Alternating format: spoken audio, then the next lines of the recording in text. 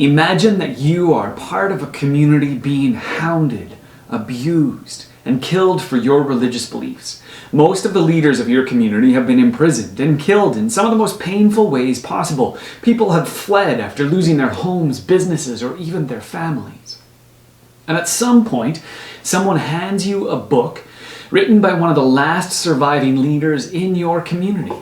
A book that contains some amazing imagery that seems to describe everything that you have been going through as a community, as well as a promise that God will lead you through. A book that we call Revelation.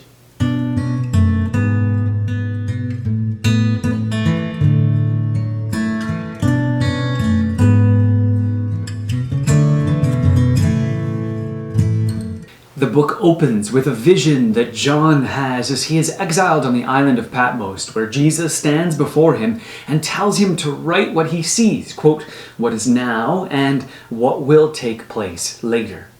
The book then has a series of 7 letters to 7 different churches in Asia Minor, modern-day Turkey, and these letters set up the entire book and help us to see the mix of apathy and influence and faithfulness and struggle that these communities were experiencing.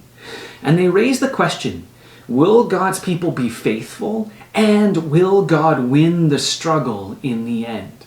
Now, through these letters, Jesus challenges the people to remain faithful, and he warns them that things are actually going to get worse. But he also promises that those who remain faithful will receive a reward when God finally does make all things new.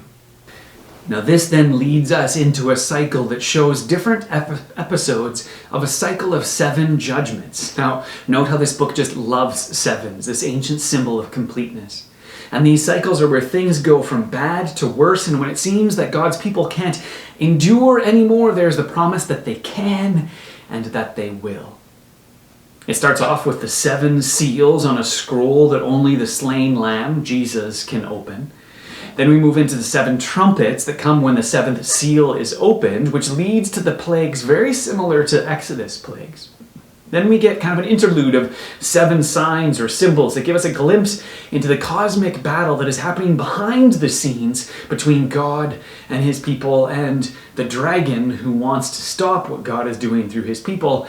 And then we see the 7 bowls being poured out, producing judgments again that mirror the Exodus plagues. And these 7 bowls are actually contained in the 7th trumpet, which are contained within the 7th seal. Now, the interpretation of these events is pretty tricky. Some have argued that these things refer to specific historical events that either have happened or will happen in the future, which is why they say John was told at the very beginning to write what is now and what will take place later. Now that may be the case, though remember that the 7 bowls are actually contained in the 7 trumpets, which are contained in the 7th seal, and each of these sections concludes actually with a final judgment. Now, given these characteristics, others have argued that these events actually represent the difficulty and judgment God's people will experience during the time between Jesus' resurrection and his return, these difficulties and judgments that are presented from a number of different perspectives. Now, whatever interpretation we take of the specifics of these images, these cycles show us that all human kingdoms at some time become Babylon. They are opposed to the rule of God and they must be resisted, but that God's promise remains true and Jesus will return to remove evil from the world once and for all. Now this leads us to the last section of the book that retells that final battle between good and evil. As the human kingdom that opposes God falls, the final battle is won at Armageddon, a place where many battles are fought in the Old Testament, as good triumphs over evil, and then the world is renewed as all creation is reshaped into the temple of God and the Lamb, and a renewed humanity finally rules as God's image bearers.